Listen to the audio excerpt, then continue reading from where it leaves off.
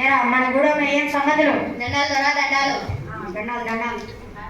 నేను విన్నాను నిజమేంట్రా? ఏంటి దొరా? ఎవరో కొత్త మిషనరీ మన గూడెంలోకి వచ్చి వేరే దేవుని గురించి చెప్తున్నారంట. అవును దొరా, నేను అడవిలో పోతుంటే ఇది ఇచ్చారు, దీన్ని బైబిల్ అంటారంట. ఏంటి ఇది బైబిల్? నా చేతికి ఇచ్చావు, అది పక్కన పడి. క్షమించండి దొరా, క్షమించండి. సరే సరే, నేను ఒకటి చెప్తున్నా, బాగా గుర్తుపెట్టుకో. వేరే గూడెంలో దొరల గురించి నాకు సంబంధం లేదు, కానీ వాళ్ళు నా గూడెంలోకి వస్తే చంపేస్తానని చెప్పు, అర్థమైందా? సరే దొరా, మీ మాటే మా శాసనం. ఈ విషయాన్ని తెగ నాయకుడు గూడెంలో దండోరా వేయిస్తాడు. అమ్మలారా అక్కలారా అయ్యలారా అమ్మలారా అందరు వినండి అమ్మ వినండి. ఇది గూడెం దొర వారి ఆన. ఎవరైనా కానీ తెల్ల మిషనరీలు మన గూడెంలో కనబడిన వారితో మాట్లాడిన వారిని చంపేస్తారా?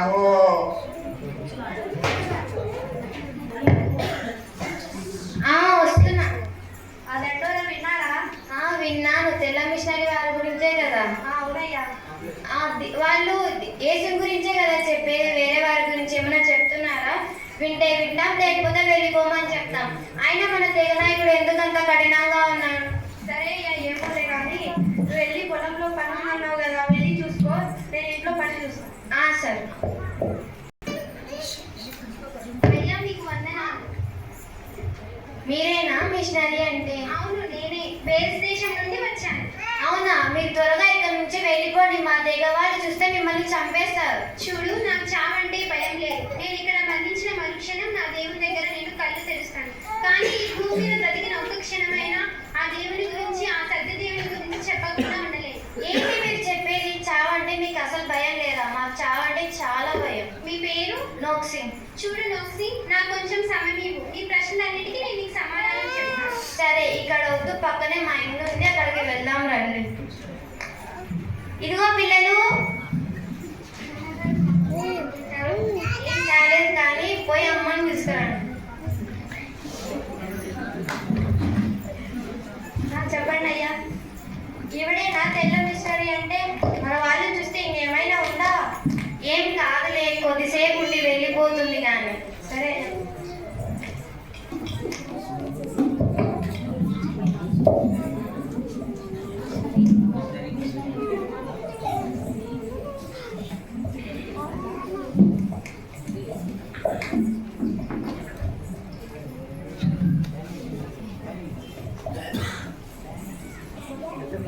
ఏంటి మీరు చెప్పేది? మీకు చావంటే అసలు భయం లేదా? మాకు చావంటే చాలా భయం. ఈ భూమి మీద బ్రతుకున్నది మాత్రమే బ్రతుకు కాదు. మనం చనిపోయిన తర్వాత కూడా మనకు ఒక జీవితం ఉంటుంది. అంటే మనం ఇక్కడ జీవించిన విధానాన్ని బట్టి మనం పరలోకం వెళ్దామా లేదా నరకం వెళ్దామా అని నిర్ణయింపబడుతుంది. అసలు పరలోకం అంటే ఏంటి, నరకం అంటే ఏంటి? పరలోకం అంటే మనకి ఎప్పుడు అక్కడ చాలా ఆనందంగా సంతోషంగా ఉంటుంది, ఎటువంటి బాధలు దుఃఖాలు అనేవి ఉంటాయి. అదే అమ్మో, నరకం అంటే చాలా భయంకరం. అక్కడ ఎప్పుడు మనకి దుఃఖాలు బాధలు చాలా కష్టాలు ఉంటాయి. ఆ నరకం నుంచి తప్పించబడాలంటే మనం యేసుని మాత్రమే ఆశ్రయించాలి. యేసునే ఎందుకు ఆశ్రయించాలి? మాకు మా దేవుళ్ళు ఉన్నారు కదా, అడవి తల్లి, సూర్యదేవుడు, వాళ్ళందరూ ఉండగా యేసు ప్రభుని ఎందుకు ఆశ్రయించాలి? లేదు, వాళ్ళెవ్వరూ నా నరకం నుంచి తప్పించలేరు. కేవలం యేసుక్రీస్తు మాత్రమే నా పాపముల కోసం ప్రాణత్యాగం చేసి శిలువలో మరణించారు. కేవలం యేసు మాత్రమే మన నరకం నుంచి తప్పిస్తారు. యేసుక్రీస్తు శిలువలో ప్రాణాలు పెడితే మా పాపాలు పోతాయా? ఖచ్చితంగా పోతాయి నోక్సి. మీరు చెప్పింది కొద్దిగా అర్థమైంది. ఒకటి మాత్రం నిజమమ్మా, మేము చాలా చెడ్డవారం. మరి చెప్పు నోక్సి. మేము చాలా చెడ్డవారం. అదేంటంటే మా తెగ కార్యమతిని మా చేతులతోనే మేమే స్వయంగా చంపేశాం. మరి మమ్మల్ని కూడా క్షమిస్తారా? తప్పకుండా క్షమిస్తాడు నోక్సి. నీ పాపాలు నీ తప్పులన్నీ ఆ దేవుడి దగ్గర ఒప్పుకుంటే తప్పకుండా నీ పాపాలు తప్పులన్నీ ఆ దేవుడిని క్షమిస్తాడు. దీన్నే ప్రార్థన అంటారు. రండి మనం అందరం ప్రార్థన చేసుకుందాం.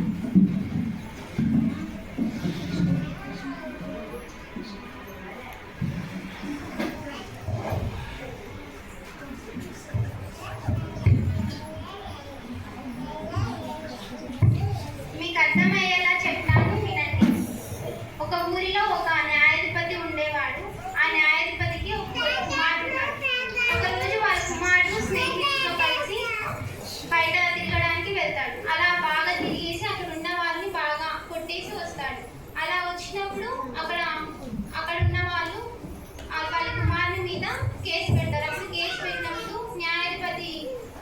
న్యాయాధిపతి ఏ న్యాయం తీరుస్తాడని ప్రజలందరూ కూడా చాలా ఆతురంగా ఎదురు చూస్తూ ఉంటారు. వీళ్ళ కుమారుడికి న్యాయం తీరుస్తాడా లేదా అక్కడున్న వారికి న్యాయం తీరుస్తాడని ప్రజలందరూ కూడా చాలా ఆతురంగా ఎదురు చూస్తున్నారు. అప్పుడు ఒక న్యాయం తీర్చాల్సిన దినం వస్తుంది. ఆ రోజు ఆ న్యాయాధిపతి తన న్యాయంగానే వాళ్ళ కుమారుడికి శిక్ష వేస్తాడు. సైనికులకు ఆజ్ఞాపిస్తాడు, నా కుమారుడికి 50 గొడ్డలి దెబ్బలు కొట్టని ఆజ్ఞాపిస్తాడు.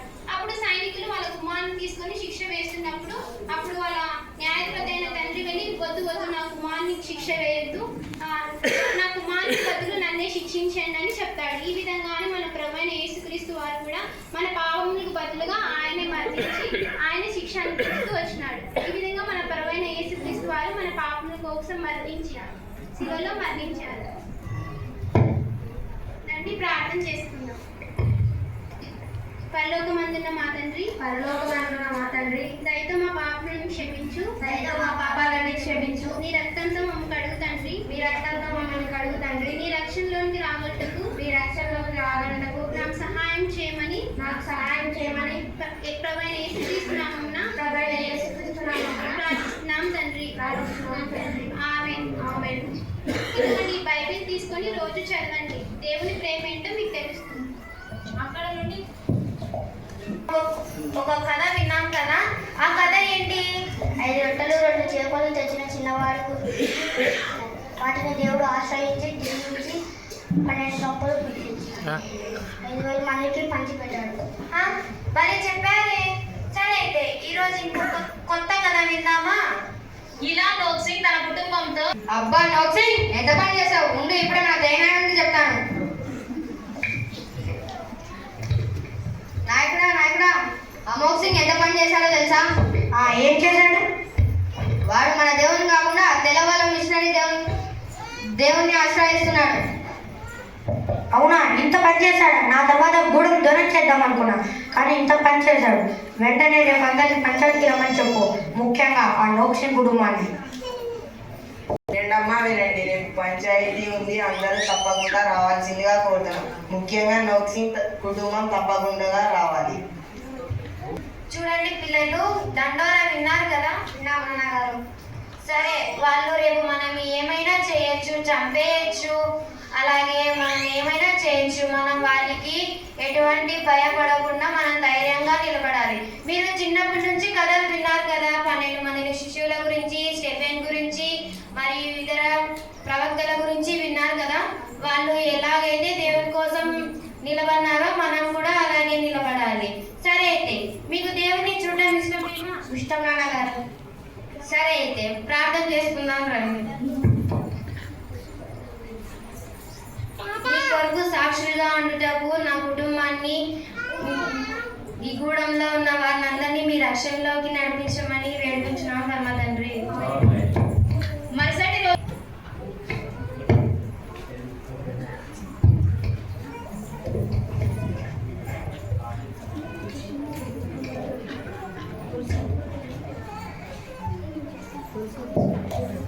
రే నోక్ సింగ్, నిన్ను నమ్మి మన గూడెం దూరం చేద్దాం అనుకున్నా, కానీ నువ్వు ఇంత పని చేస్తావా?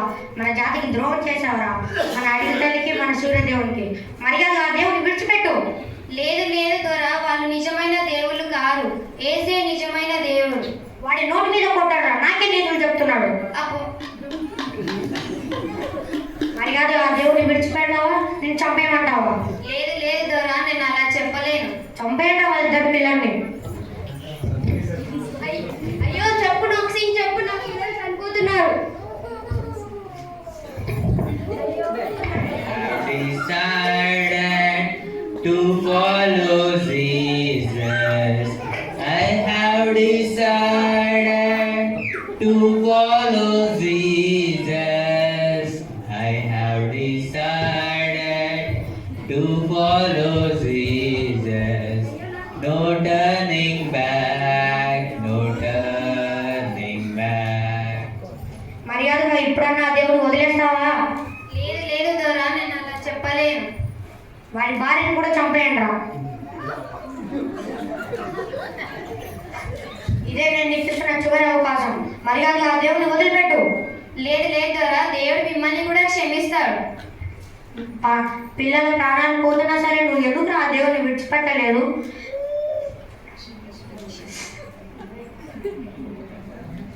ఖచ్చితంగా మిమ్మల్ని క్షమిస్తాడు దొరా. క్షమాపణ నాక ఏంట్రా మాట్లాడేది? నన్ను క్షమాపణ అని మీ దేవుడిని అడుగుతావు. వీలైతే నా చేతిలో వచ్చి నీ ప్రాణాలు కాపాడుకోరా. లేదు దొరా, దేవుడు మిమ్మల్ని కూడా క్షమించి అపాయకరమైన అగ్నిగుండం నుండి శ్రమల నుండి మిమ్మల్ని రక్షిస్తాడు దొరా. అగ్నిగుండమా? క్షమాపణ ఏంట్రా మాట్లాడేది? ఏంటి దొరా మీతో మాటలు? చంపైగా కొట్టండి. I have decided to follow Jesus. I have decided to follow Jesus. I have decided to follow Jesus. చంపేయండి No వాడిని. turning back, no turning back.